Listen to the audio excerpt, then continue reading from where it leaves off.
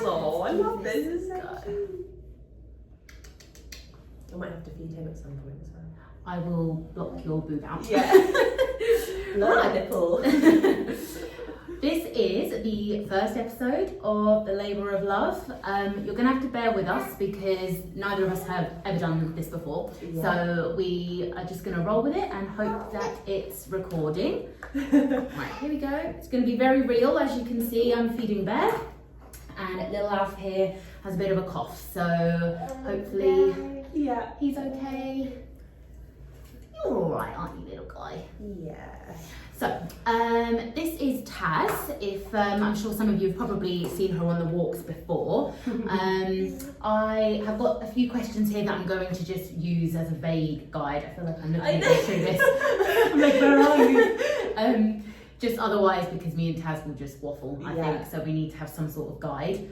Oh, is that funny looking? He was just like, He's like, this is my debut, guys.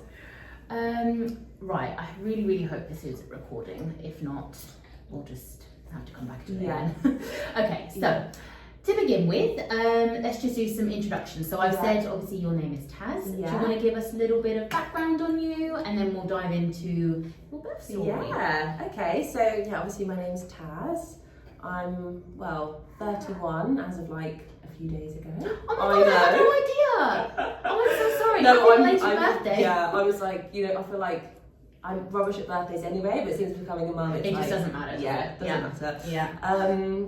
Yeah. 31, work in the film industry, and first time mum. Mm-hmm. Smashing it. Yeah, enjoying it, loving it. And who's this little guy as well? And this is Alfie, who's 6.5 months. And who, has only just started sleeping. So I've only just started sleeping, but loving life now. Oh, that's it. It makes such a difference when it they really start to does. sleep. It's like night and day. You would have no idea. As I always say, if you've met Taj, you'll agree that you just radiate positive vibes. You really do. Little ray of sunshine you are. Okay, I think that's probably first little part over and done with. Oh, your phone's gone off. Oh, is it right? What was it? 888. I love this multitasking. Typical. 888 6 6 6. No, Wait, hold on. Oh no, it was. I'm confused. That's weird. Okay, right, let's go. Okay, so tell me about the lead up to your birth. How were you feeling? And did you have any preferences? Did you have a plan? What was going through your head? So it's funny, like, you kind of like imagine you'll never forget how you feel during pregnancy or like the lead up to it, because it feels so like present. Consuming, but it's amazing how much you can actually forget. So anyway, I was reflecting on it as well in light of doing this. And like, I feel like the lead up to the actual birth, like I was feeling so ready and like really positive. I'd watched like a lot of like positive birthing videos and done like a lot of like visualizing the actual birth or like what I thought it would be like. I love that, yeah. But what's interesting is I've forgotten about this is when I first found out I was pregnant, like obviously there's quite a lot to process and like get your head around. Like we were obviously very excited, but like it was a lovely surprise kind of thing. But I remember like the first month, every time I would wake up in the morning and be like half asleep, my mind would like visualize giving birth, like in detail, but like eventually to the point where like I could like handle the idea of it and then I didn't think about it. It was really weird. Wow. I know. Maybe that's like a little coping mechanism. Yeah. Do you apply that sort of strategy to other things? Do you I think so, yeah. Yeah. I'm a very creative thinker. Yeah. He's like, she is. Not always the most logical, but definitely lots of feelings and like creative thinking. So I think that was my brain's way of like accepting you prepared. it. So otherwise for it's just like, oh, in 9 months this like insane thing is going to happen, which if you haven't planned for it can feel quite scary. Yeah. And if you've never gone through it before, you don't know what to expect, do you? So like up until then I'd never really given it that much in-depth thought, apart from like hearing my friends' stories and stuff. So then once I'd like gone through the whole pregnancy and was like achy and big, and I was just like so excited for it, and I think like curious would be the feeling I would use to describe it. Yeah, that's so nice though that that was the feeling you had, like curiosity. Oh baby. Oh. But yeah, curiosity, and also I remember just thinking like I want to know what a contraction feels like, and I laugh at myself now because I haven't meant to forget. No. So I think you do, don't you? You do forget because that's the woman's way of being like, oh, it wasn't that bad, and then so true. Have another one. Yeah. Okay, so I imagine you were probably feeling quite positive then. I was feeling excited and curious. And positive, like I feel like I had it down how I wanted And you it. said, did you do like a hypnobirthing, or did you do anything else to prepare yourself? Well, I bought a hypnobirthing course. I did like 3 of the videos, but like I did sort of like get my head in gear. You didn't finish the course? No, I didn't finish the course. To be fair, I bought a hypnobirthing course as well, and I was really into it at the beginning, and then I sort of thought, I can't be bothered. Exactly. I forced myself to do it in the end of the day, but there's something about like a whole stack of things I have to do that I then find really difficult to do it. You know what I mean? Yeah. But like, I had like my friend had given me like little affirmation cards, and I put up around the flat, and nice. I think I find YouTube really useful to like watch videos and like positive birthing videos were like so helpful. They were. Yeah. Did you find there was many of those out there though? Because I struggled to find those. I mean, I was looking more on TikTok and things, and I think it's a condensed version then. So I think you kind of have to get in as much information as possible. Well, were yours? I mean, so I like my preference was basically that I wanted like au natural, you know, like water birth, fairy lights, nice music. Just we'll get into what happened. I actually know Taz's like birth story. I've probably forgotten bits and bobs of it from when you first told me, but I know that that's not the route. Yeah. How did you? Okay, so then what were your initial feelings then when you went into labour? You're obviously feeling those contractions that you so wanted to feel at that point. I mean, like, I think because it was so different to what I'd wanted in the first place, like... But when you first went into labour, obviously you weren't aware of what was going to come. So initially when you went into labour, you were probably still thinking you were going to have what you wanted, right? No. Okay. It all went completely, kind of did a 360 even before Right, I went remind into me then labour. what So what like, happened? I'd obviously wanted like the very natural birth, like, you know, I imagine like my water's breaking at home, like labour at home, and then like driving in at some point and like getting your playlist on, you know, like I had like a proper vision for how I wanted it. But we had a private scan done at like the end of my 36th week, and the lady was like, oh, like he's measuring really big, like he's like over 8 pounds already, I'm estimating. And she was like, I recommend you take these in and get like your midwife to have a look at it, or a doctor. So I went in, I was technically 37 weeks at this point, so I had had the weekend. And then the doctor was like, oh, I recommend you get induced ASAP, or we just book you in for cesarean like in the next couple of days. And like literally my whole plan in that minute was just like done. And I remember just like bursting into tears. I was just like, oh my God. So you were 37 weeks at this point. Yeah. So you were full term, so I think you're full term at 36 weeks. Is it full I term? think, you are. You're technically full term at 36.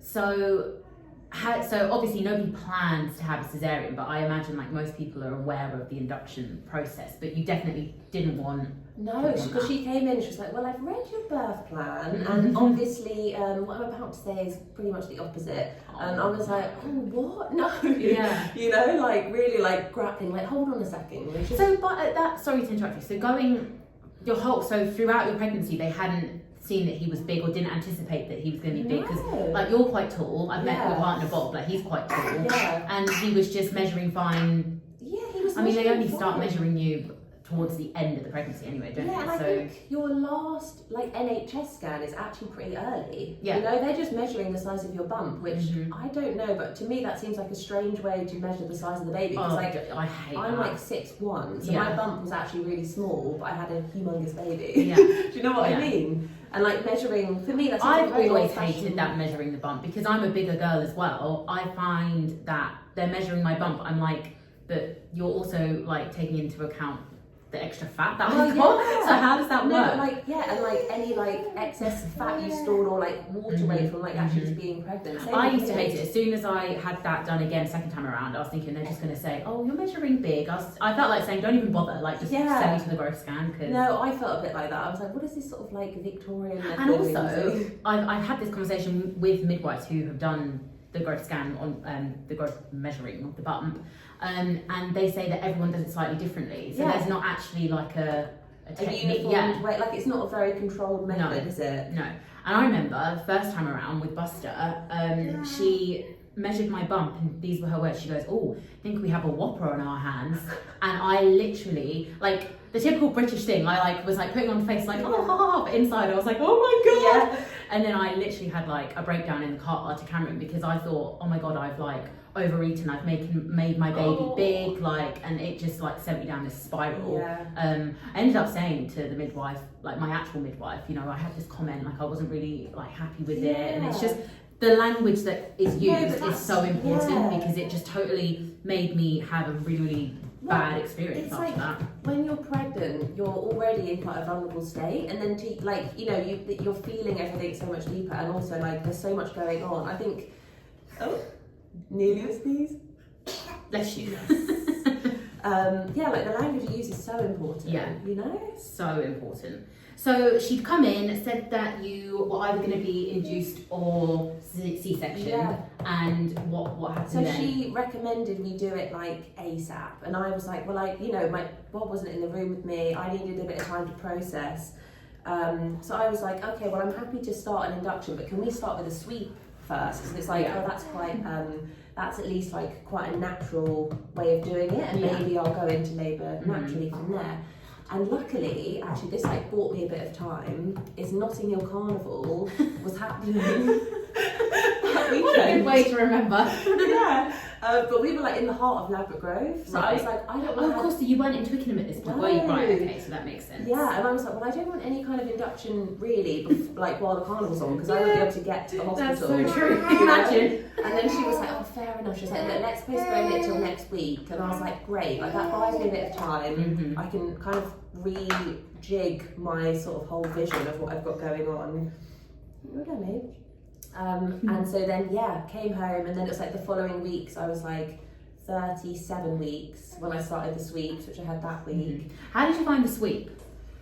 The first, like, I mean, they're like uncomfortable. They are uncomfortable. But remember people being like, oh, it's like nothing, and then my sweep was unsuccessful. She tried 3 times, and she was like, oh, I think like I can feel something or other, but I'm not sure. So then she got another midwife to come in, and the midwife was like, no, nothing. And I was like, so I just have to have that 3 times. But no, like, and I just remember thinking, I'm not having that again, because that's painful. Yeah, but I also normally they're not meant to kind of do it too many times at risk of like infection and stuff. Yeah, she was like, do you want gas and air? And I didn't have it. Actually, no, I didn't have it for the sweeps at all. But like, it was just uncomfortable. But it was the start. So they didn't offer me gas and air for mine. Did they not? No. Oh, I was actually, it made me worried when she did. I was like, well, how bad is this going to be? You know? I don't think it's that bad. No, gas and air. I agree. I mean, it depends on your pain control, I suppose. But right. So then, what support did you have during your labour and delivery then? So Bob was there. Did you have any student midwives in? Well, so we were in like the pre-labour ward for quite a long time, and I was there for like a couple of nights and had like the pills, and like things weren't happening. Then I had the gel. Anyway, my waters broke naturally. The only thing to happen naturally of the whole thing. Like cling to that. I'm like, I know I didn't feel so. Oh my god. Did you have like the snap feeling? Yes. It was like an elastic band. Yeah. Oh, we've had. I remember. And I was like, oh my god, this happened. And was there a gush? And there was a gush. Okay. And I was like, woohoo. It's like in the movie. Yeah. So then, on the pre-labour ward, there were like lots of midwives kind of in and out and stuff. But once we got to the labour ward, and I was already like in established labour at this point for quite a long time. So you were in pain at this point? Yes. I'd used the TENS machine. Oh, that's good. It was dialed up to 100, and I was like, is this thing even on? Bob was like, yeah. I was on the gas and air, and then we finally got a bed on labour, and once we got to labour ward, like they were amazing. Like there was we had a lovely midwife. Hey, what's happening? Maybe I'll feed him now. We had a lovely midwife. Who was just like really like, it was like one-on-one care, and like that was actually the first time I felt like, oh, I'm in safe hands now. Like. I bet that was a relief actually at that point. A huge relief, because I was like, am I going to have this here with like 4 other people with just like curtains dividing us? Like, it's really not what I envisioned. It's not the birthing pool with fairy lights. It really completely opposite. Complete opposite. And yeah, so the doctors and stuff were incredible, and because I had an infection in my waters once I got up there. Oh no. I'd had like the epidural and stuff, and then they were like, right, let's start the drip thing, the Pitocin drip to get it going. And they were like, oh, actually, like baby's heart rate is increasing, like, you know, your temperature's going up, like, are you feeling okay? Obviously at this point you're like, well, I'm not feeling great, but I don't know.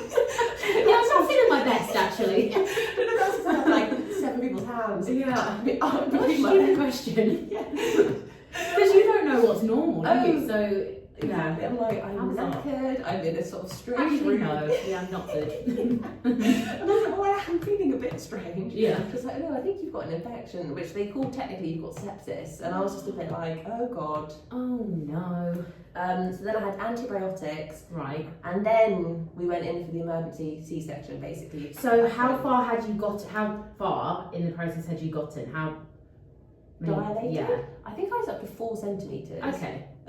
Right. I am kind of thinking you might have said like 8. It only took like a week and a half to get there. Oh my god. But I think actually in the grand scheme of things that's probably normal. Yeah. I'm just thinking about it in comparison to mine, when mine happened really quickly and I was like quick. 4 to like, yeah, that's why when you told me I was like, oh my gosh. Like, yeah. Really? But again, I said mine is an anomaly, I've been told. But okay, so you were feeling supported. Obviously, you then got told about the infection, so that probably like worried you. Yeah. And then they said you need an emergency section. Well, yeah, it was kind of like you can go either way, but we'd recommend it. So maybe elective is the right word, but like. Well, I suppose that's nicer then, because did you feel like it was chaotic and you had to make that decision straight away? Because either you have the C-section or... It was gonna be like that, but she said because his heart rate had come back down, she was like, we could in theory then go along the like more further the induction route, but me and Bob were just like, let's really think about this, like whatever, like at that point I was like, whatever is safest, like screw the fairy lights and the water bath, you know, like that is long gone, and like, you know what I mean? So did they have any like fairy lights in the section? No, it was bright and it's literally the exact opposite to what they say like you need when you're in birth, don't you? Like I didn't have that relaxing feel, and that is just like, you know, a lesson that it doesn't always go like as you think. I mean, you seem quite like calm and with it, because I feel like a lot of people in that situation who I've spoken to, especially on the walks, when they get told that they have to have a section, it's like, oh my god, I don't want that, and it's a scary. I mean, that would have been my reaction, all honesty. Grab my coffee. It was. The thing is, it was scary. But I think because we've been through so much, like so many forms of induction, you know, by this point it was like nearly day 3 or 4 of being in hospital. And like I'd had all the sweeps the week before, and like it just felt really long. I was just like, oh my gosh, I just want to meet. You were at breaking point then. You just wanted to. And I knew I had literally tried everything. I tried to get it going, and it just wasn't happening. So it was kind of like a last resort. And also at that point, I was like, oh, as long as he's safe and like we both make it out of your life, like I'm fine. Oh my god, I know. But I mean, it sounds a bit pessimistic. But at that point, I think because I was so exhausted, I was a little bit in that like anxious mindset. Like, what is happening? You know? Oh, bless you. That's a really sad thing. But again, you still sound positive about it. But really, it's amazing. So then. Went through, obviously, had the section. Yeah. Alfie was born into the world. What date was that? That was 3rd of September at like 5:30 in the morning. Oh my god. And like, had you slept or anything? No. Oh, Taz. No. And he was actually big, which I was glad, because like those scans can also be wrong. It's like, if I have like a 6-pound baby, and like he could have just come naturally, I'm going to be so cool. How much did he weigh then? He was 9'3". Oh. So, you know, and I feel like in another reality, maybe I could have gone till like 42 weeks and maybe he would have come on his own and it would have all been fine, but you just never know. Like... And also, when you're a first-time mum, you are very much led, I think, by what they're telling you. Like, I felt anyway that I wasn't going to, you know, put up a fight or go against what they were advising, because ultimately, like...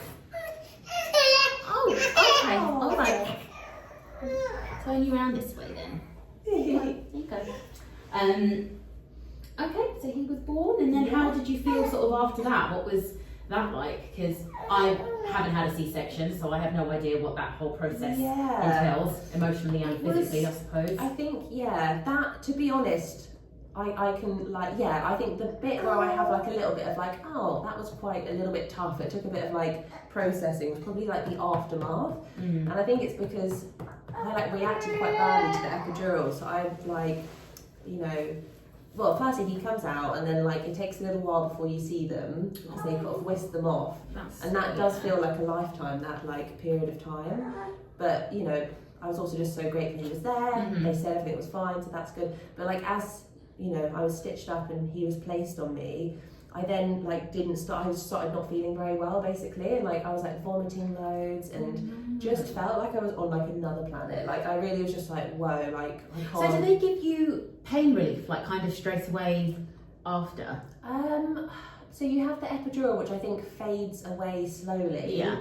Because it can take a while before you can't get up and stuff to like use, like you have like a catheter and all that stuff in. I was able to get up straight away. Really? I don't understand how that happened, but yeah. I had the epidural and I was thinking I wasn't going to be able to walk, and then she was like, oh, we should get you up, and I was like, okay. Maybe. I'll get up, alright. But maybe, I guess, they can put a lower dosage if you're giving birth, yeah, you know? But when you're having the surgery, I think they like crank it up. I was also a bit nervous, I was like, can you feel that? And I was like, no. Yeah. You know, like nervous in case.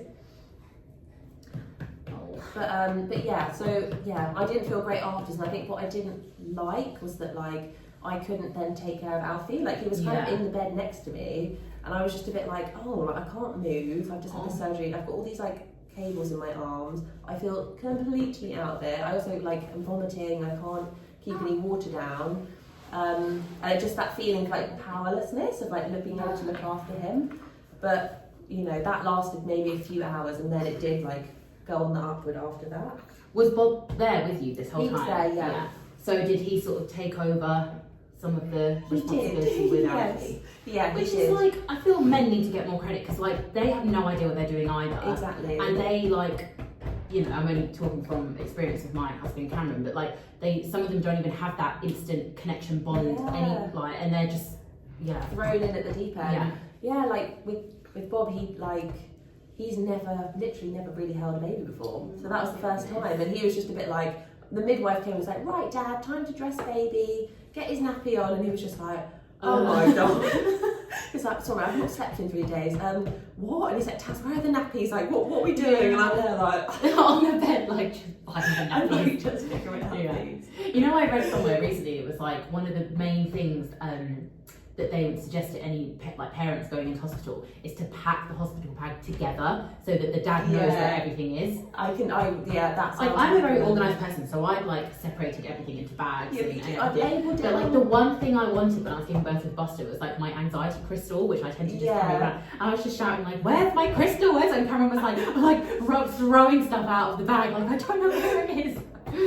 Yeah, didn't have it in the end, but typical. Oh no. Yeah.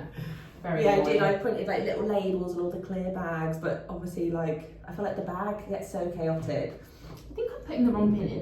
Am I? Wait, hold on. Oh, it's using my face. Oh, that'd be why. So, Alfie is born, and you are on the bed. How long did it take for you to kind of, I was going to say feel normal again, but I don't suppose you do feel normal for a while. But I guess my question is, how long were you on the bed, and could you get up after a while? Like, how does that process work? Like, I'd say like the first 2 hours is all a bit of a blur, but then after that you get put on a ward with like other people. And I would say, when did I first stand up? Maybe it was not even that day. It might have, because it was, maybe it was like the evening. I can't remember, but there was a point where either that evening or the next morning where I was able to get up, and to be honest, I recovered pretty quickly. Like I was like sort of walking to the toilet, and this midwife was like, clapping, and I was like, whoa, like really slowly. Yeah, because I've seen videos of mums standing up like and just bawling, like crying, because it like, I've heard it feels almost like your whole insides are about to fall out. Did you have that? You know what? No, I didn't. I mean, you just feel very like, oh gosh, like you're kind of aware of what's happening to your body. I don't think I could handle it, Taz, honestly. I'm so bad with pain. I literally have said to Cameron, if I had a C-section, I wouldn't be getting out of bed for like month. Yeah, honestly, because I'd be like, I would in my brain, I'm imagining just like folding in two. Like that's what would happen. I would stand up and just. You know what? I almost think the idea of it is worse than the reality. Yeah. Like I would actually say it was like quite a smooth recovery. Like my mum, because we didn't know I was going to have a cesarean, so I called her afterwards. I was like, yeah, can you come and sort of stay with us because we like need some extra hands. And then she came the next day, and I was able to like walk there. Like I was up and mobile really quickly. Yeah, that's really good. Do you you think that's because you maybe like had the sort of pregnancy where you kept active, or do you think it was a bit of mind over matter and you just got on with it? I think it's like, firstly, I think the surgeons were amazing, and I reckon they just did a really good job. And secondly, I think it's like luck of the draw how your body responds to it, because actually in the ward there were like 2 other women from my NCT there that had cesareans at the same time. Oh my god! And when we had that was quite nice. Yeah, it was. I was like, oh my god. But then at our like meet-up when the babies are all like 3 months or so, we all were talking about our experiences, and some of them were like, oh, I couldn't walk for like 2 weeks, it took months to get better, and you know, luckily mine was different, but I didn't do anything. I think it's just literally like luck of the draw how your body responds. Oh wow. Yeah, and they do send you home with painkillers, to be fair. Yeah. But, you know, I sometimes think maybe it's better to not take them, because then you know what you're able to do. Like, I would sometimes take the painkillers, but then I think do a bit too much. Why are you moaning? Well, I think like it's hard not to. Like you want to then be with your baby, to not be able to just. The instinctual thing to do is to get up and get there. I know. Like I remember when I was in the postnatal ward, the girl opposite me had just had a section. Yeah. And I just felt so sorry for her, because obviously with Buster I didn't have the epidural, so I literally was up walking, like everything was fine. Yeah. And she was like having to continuously press the buzzer just so like they could hand her baby. Yeah. And I felt like going over and just like helping her, because obviously you're full of loads of other women on the ward, so like you might not even be able to get your baby really quick, and I know, yeah, you do it, like that feeling of like powerlessness is a bit frustrating, because you're just like, oh, like you said, you just want to be able to get up and come them. I think I was like, he was in the bassinet and I was able to lean over and sort of pick him up and hold him and stuff. But what about like, so you're leaning over though, but I imagine obviously that's right. You know, it's honestly amazing how like not as bad you think it is. Like, well, maybe I'm thinking it's like, I mean, it is a severe operation to be fair. It's just sort of cutting you in half. Yeah. But like, no, like it was actually fine. I don't know. Like I was able to. It's amazing how quickly the body can heal, basically. And I felt like I was able to like lean over, get him. Because they say you can pick up the weight of your baby just to not exceed that. Yeah, because I remember the next day I was like rummaging around. You've got a really heavy, like, Alfie was a big boy. I know, you're like, where does that like... Yeah. Alfie, what's going on? So then, has your perspective on childbirth changed after your experience? Because obviously you said that you were visualising everything. Yeah. It obviously didn't go to plan at all for you, which is unfortunate, and I'm sorry about that, but you obviously dealt with it really well, took it in your stride. And I think what has changed would be like obviously have a vision of how you want it to be, but don't cling to anything too tightly, because like with something where there is so many variables, you just can't get too attached to one outcome or the other, because ultimately the most important thing is that they come safely, you know. And I think for me it was a bit of a lesson in like, okay, you want it to be like rainbows and butterflies and this kind of perfect picturesque experience, but like ultimately, like I guess the way I would think of it now is that like the birth is like a doorway into motherhood, which is like a very long journey, and like the birth is like a relatively short amount of your life, you know. It's one kind of stepping stone, and in a way, like although obviously you want as least traumatic and as positive as possible, there's quite a lot of emphasis on getting the birth perfect, and it's like it can also be a bit messy and imperfect, and you will recover. And then you've got motherhood, which is like takes up 24/7, so you don't really have time to think about it as well. And you know, and that's like from a position of it not going traumatically. I know for some people obviously that wouldn't be the case, but yeah, kind of seeing it as like an entryway and not needing it to be perfect. It's such a beautiful way of explaining it. It honestly is. Like I've never thought about it that way. Like every birth is different, but ultimately we all go through that doorway, and it doesn't matter if it's sideways, forward, backwards, it doesn't matter. We're all heading towards that same point. And to not get too stuck in how it needs to look, because like we've got our babies here, you know. Yeah. No, totally. What a lovely way, Taz, to describe it. Very, very nice. I think I remember what the password is. Is it not the password you've been texting me? It's no wonder I can't get in. It's actually 444. Love it. So, how do you feel about the healthcare professionals who assisted you during your birth? Did you feel supported or did you feel let down in any way? I think they were amazing, actually. I felt supported. I think there was no one in particular that I felt they didn't do a good job. I think the level and the quality of care changes, like, from which department you're in. Like, on labour ward, it was like A-star, like really incredible. And then before labour, you know, they're also doing so many other things, so you're like 1 in 10 they're looking after, so it's not as like, you don't feel that looked after, but it's not a lack of them trying, it's more like, I guess they can't give you like that one-on-one care. And then the post-care, again, the same thing. So yeah, it's everyone's doing their best basically, but I think the labour ward especially, they were like incredible. Brilliant. They're really good, yeah. I think well, maybe that's we got really lucky. good. Yeah, and we were at Queen Charlotte's, so yeah, it was Is nice. that Hammersmith? Yeah. That's where I was born. Is it? What are the odds? Yeah.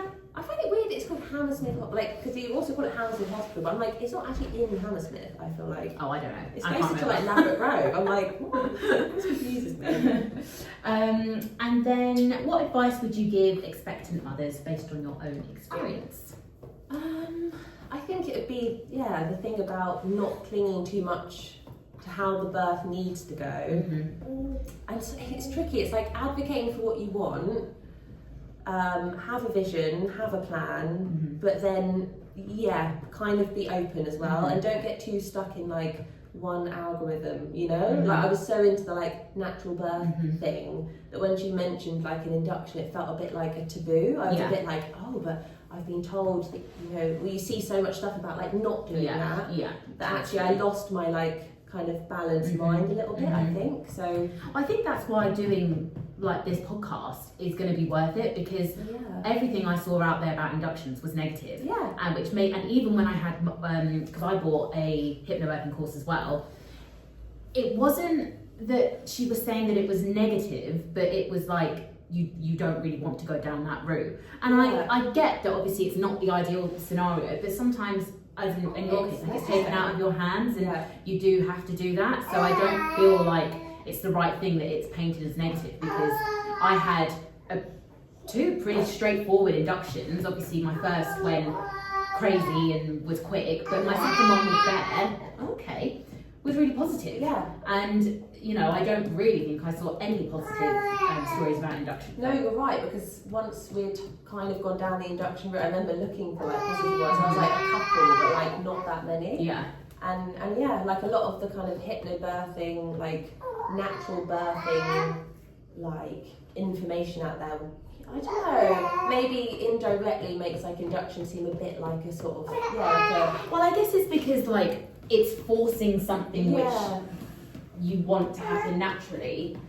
But yeah, I suppose it just depends on your view, because I chose to be induced second time around, you know, and I feel like that in itself, if you would have told me that with Buster, like I would have been like, no, like why would anyone choose that? But then from your first experience, you then realised you wanted that like control over it. Yeah, for me it was a total control thing.